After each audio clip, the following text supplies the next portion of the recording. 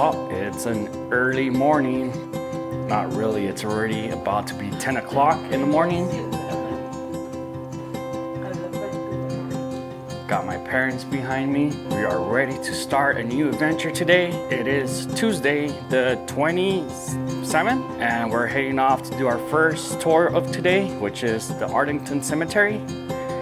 So join me, let's go adventure. Welcome to another Zeus adventure. Let's go!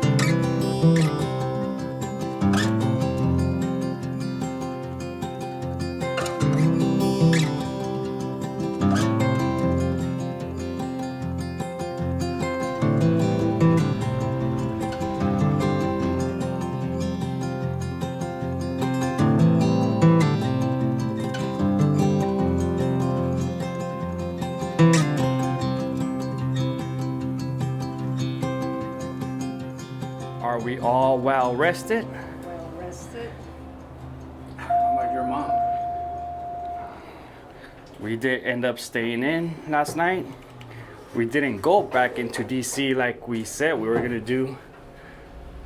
But we did get some groceries, which is good. We don't have to be spending breakfast outside.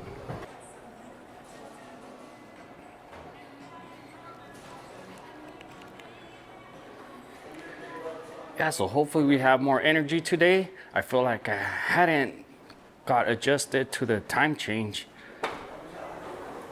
So we got today and then tomorrow to explore here in the DC area. We are staying in Alexandria at the Wyndham. Got the Alexandria Fire Department right here. Something happened somewhere. Or maybe they're just grabbing breakfast.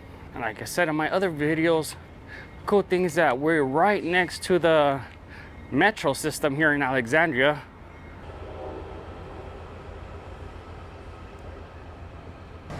And also I did end up getting a 3-day pass, which worked perfect for Monday, Tuesday, and tomorrow, Wednesday. 3-day pass cost around $35. $30 I think, but then they charge the tax and the card.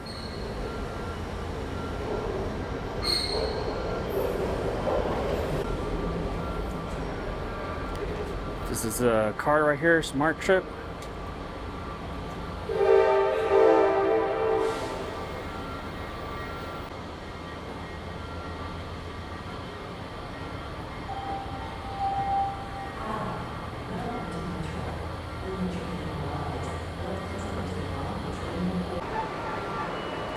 Alright, so we are on our way to the Arlington Cemetery. It does say blue line towards Largo, coming in 1 minute.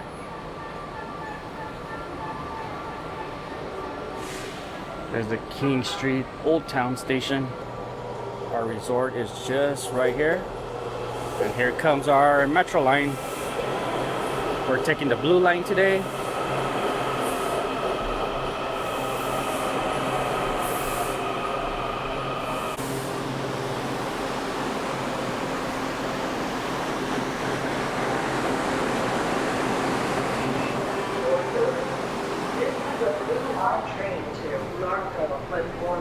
Move to the center of the car. The next stop.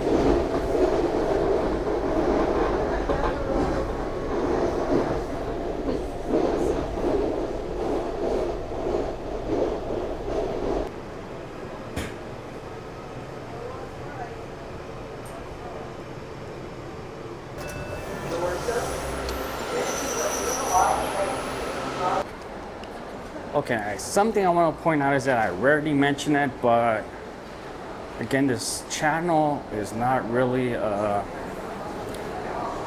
history channel or a channel where I'll go to places to tell you the details of history. It's more like a vlogging channel to where I just go record my adventures for family and friends who want to follow along. So most of the places I go to, I don't know much of it, and I learn as I go.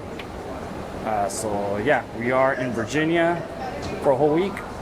We did Gettysburg, and now we are in Virginia in the DC Alexandria area. Today We are at the Arlington Cemetery. First time being here.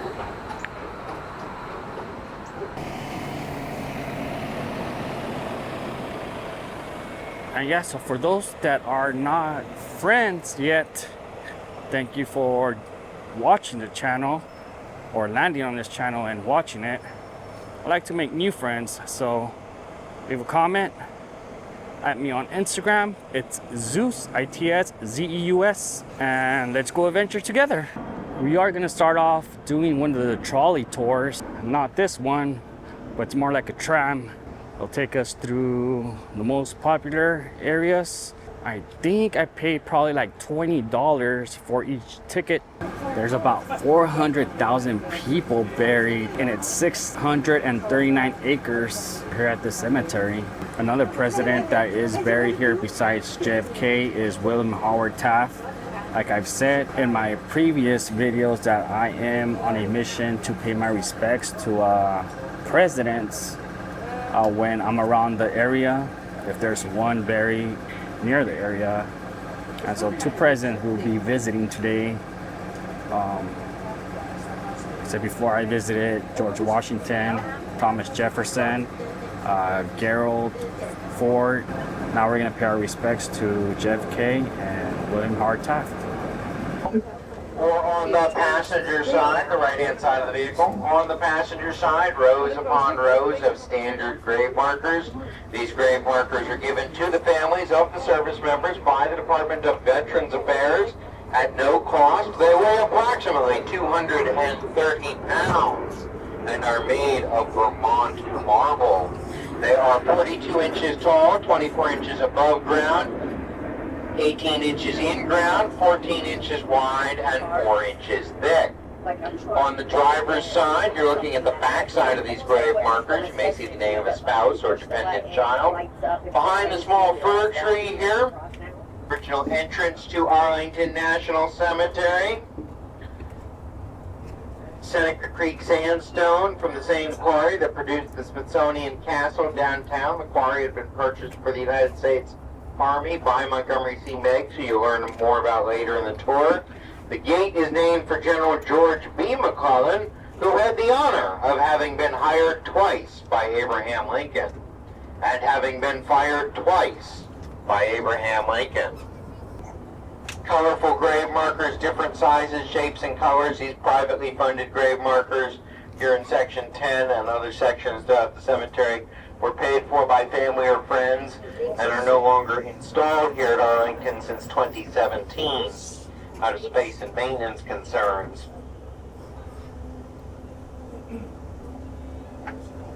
Got gray grave marker, says Hillsman. There's a little snail at the bottom of that grave marker. The snail got me interested. Who is this guy and why is there a snail on his grave marker? Lieutenant Colonel John Hillsman served in World War II. He liberated his father from a Japanese prison camp, and he went on to become an Assistant Secretary of State for Southeast Asia under Kennedy, where he expanded American involvement in Vietnam. All of this I learned because he had an interest in grave markers, so don't be afraid to look people up in the cemetery. On the driver's side, second row, gold lettering on his grave marker, Private Henry Johnson of the Harlem Hellfighters, a segregated unit in World War I. His outpost came under attack by a German patrol one night, fought them off with hand-to-hand combat, killing several German soldiers, earning himself the nickname the Black Death and a French croix de guerre. Posthumously awarded a Congressional Medal of Honor nearly a century later. March of 1963, President John F. Kennedy made a surprise visit to Arlington National Cemetery, here to see the Arlington House looking out over the city of Washington. He said to the park ranger, "It is so beautiful, I could stay here forever." Unfortunately, forever came too soon. 8.5 months later, President Kennedy was assassinated, shot and killed in Dallas, Texas. His wife, Jacqueline, would have him buried here at Arlington instead of at the family plot in Brookline, Massachusetts, as he had originally intended and as his parents had requested. This is our stop at Kennedy family gravesite. If you are getting off here, please watch your step. Okay, and does it look like the tram does have stops for you to get off and go explore? Walking up this hill now. We're gonna go visit the JFK family. JFK, who was our 35th president. He was assassinated in Dallas, Texas. While he was on his motorcade, his memorial does have an internal flame.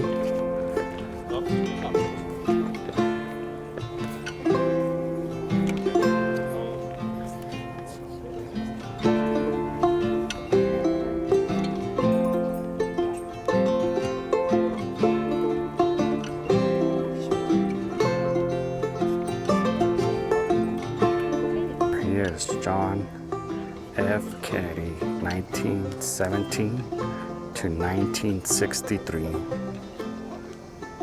His wife got the internal flame. JFK was in office from January 20, 1961 to November 22nd, 1963. His vice president was Lyndon B. Johnson. Like I said, when he was on his motorcade, he got shot by a sniper by a guy named Lee Harvey Oswald. When he was shot, they did transport him to the hospital right away, but he did end up dying from his wounds. Got a quote here that he would have said, "And so my fellow Americans, ask not what your country can do for you, ask what you can do for your country." You can also find here George Westinghouse of Westinghouse Products.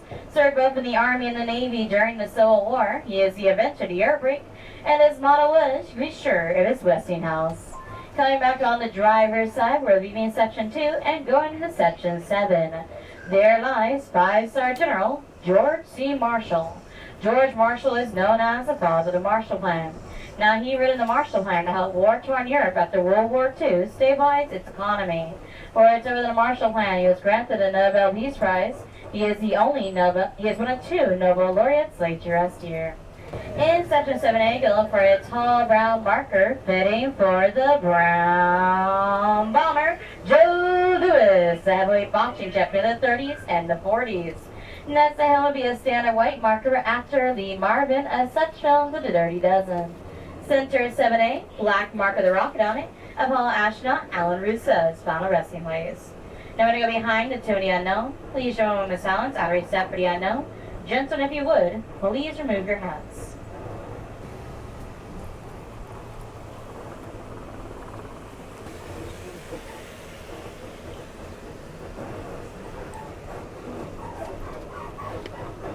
Thank you. Now we're going to go to the tomb of the unknown. Now the tomb is a memorial dedicated to all those left unidentified from the 20th century conflicts.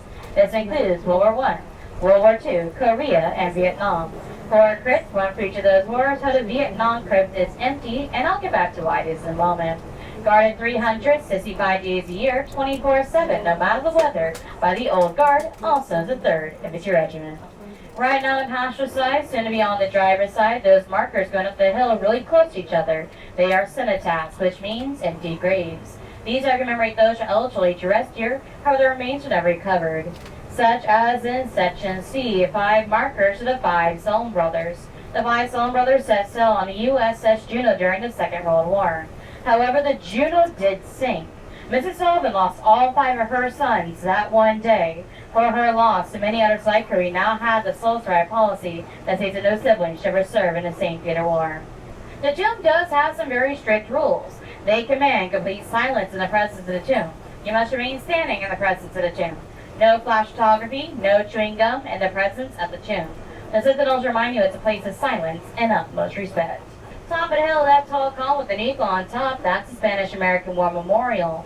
Below it are 4 cannons, all conquered Spanish cannons. In 46, you can also find markers of the space shuttles Challenger, Columbia, and the field that ran hostage rescue mission of the 80s. When going to the tomb, you can follow the stone walkway behind the amphitheater. There lies the tomb. Now we go around about 15-20 minutes. Make sure all your personal items with you and no running in the cemetery. Please never dust the vehicle at this time.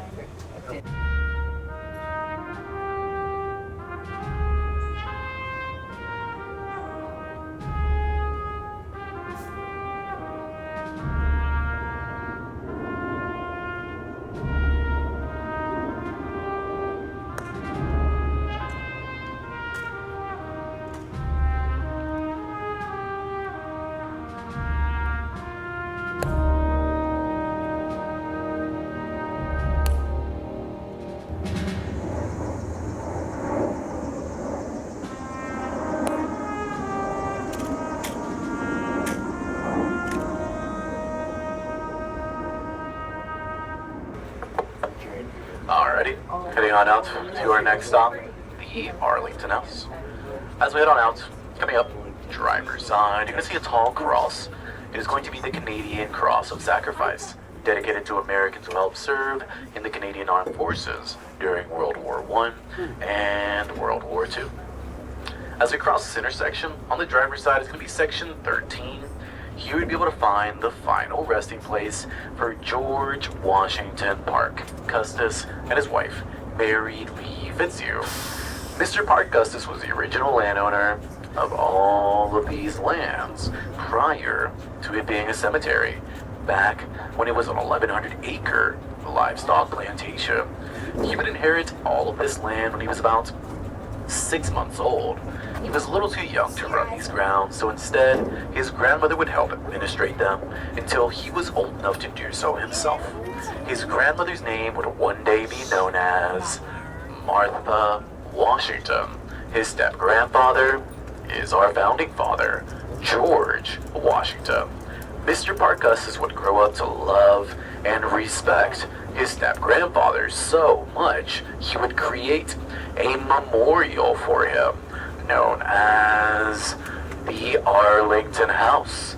There he would store many of George Washington's belongings, paperwork, clothing, paintings, even the tent George Washington had gone on to use at Yorktown. And then, on our passenger side now, is going to be the James Tanner Amphitheater. This is where we celebrated our first Decorations Day, or now known as Memorial Day. Now we are approaching our stop at the Arlington House. There is a self-guided tour of the house itself, 2 enslavement quarters in the back, so you can see how the enslaved community lived, a Robert E. Lee museum, and then a gift shop with restrooms. It is also the highest point at the cemetery. It is the best place to take photos, if you like. Okay, we're now stepping into the Arlington House. This is the Robert E. Lee Memorial.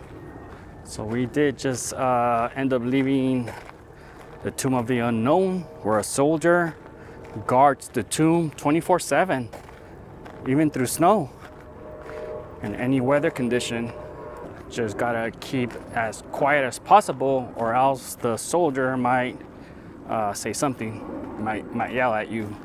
But we are approaching the Arlington House, which they do say that it does have the best views, which I could start seeing now. Just look at that. You see the Washington Monument, the Capitol. Okay, we're gonna try to make sense of the family for the Arlington House, because since I don't know the history, I kind of find it a bit confusing. This is a house that we were looking at while we're down there, looking at the JFK Memorial.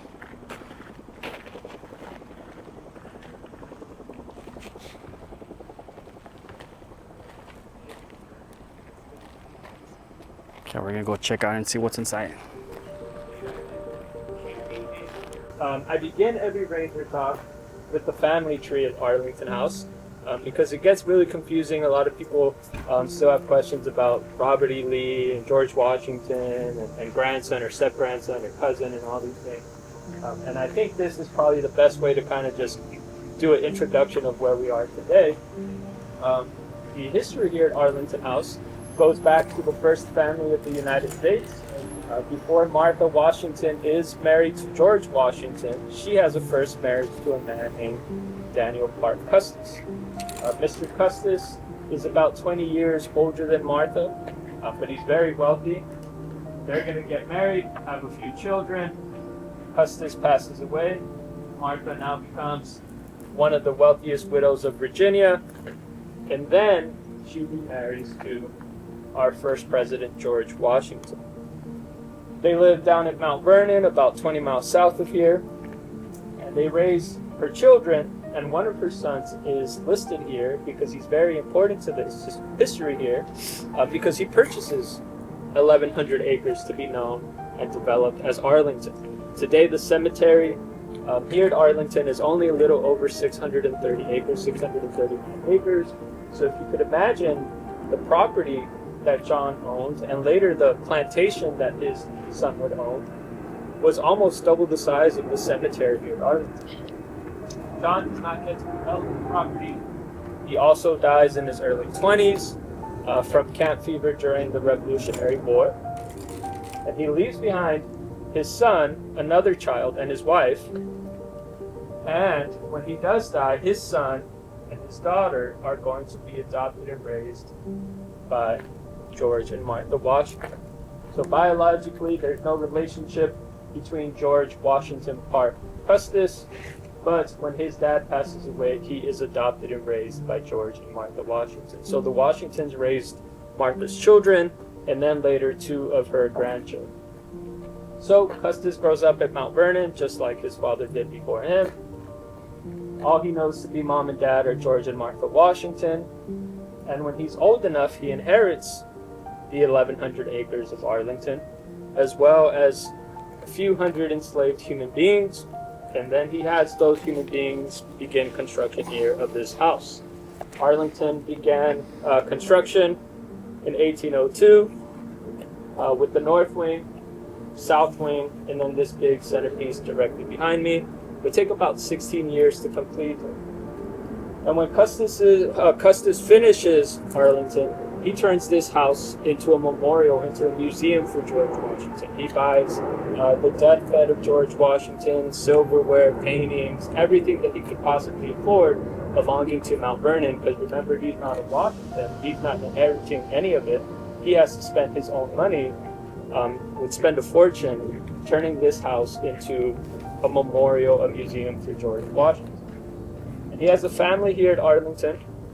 Custis is going to have a daughter with his wife by the name of Mary. And he also has another daughter with one of the enslaved women here, and her name is Mariah. A very quick note there. In those days, chattel slavery was based on the condition of the mother, meaning if the mother was enslaved, so too was the child, meaning Mariah grows up in one of these buildings and is actually the enslaved servant to her own half-sister, Mary, who gets to grow up in this big, beautiful mansion and considered herself to be an only child.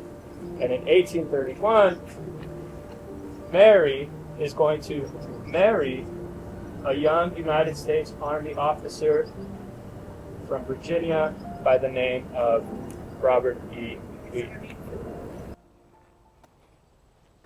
Through her bedroom window, Mary Custis gazed over a blooming acre of pinks, yellows, and reds gravel paths curved around geometric, orderly flower beds. The Custis and Lee women each had a spot to grow. The beauties of nature and art, including 11 types of roses within the white picket fence, and slave workers did much of the work, tending and planting and picking bouquets for market. And right here we do have William Howard Taft, our 27th president, 1857-1930. His wife, Helen Herron, 1861-1943. William Howard Taft. Okay friends, and so this is it for Arlington Cemetery. Took a little bit longer than what I expected, but I got to visit our 27th president, William Howard Taft, and JFK, our 35th president. Now officially crossed those, paid my respects to 2 of our presidents of the United States. So now, hopefully we do have time to get to one of the museums I wanted to visit. We're gonna go do the Museum of American History. So yeah, let's go. Hopefully we get there in time. This was Arlington Cemetery.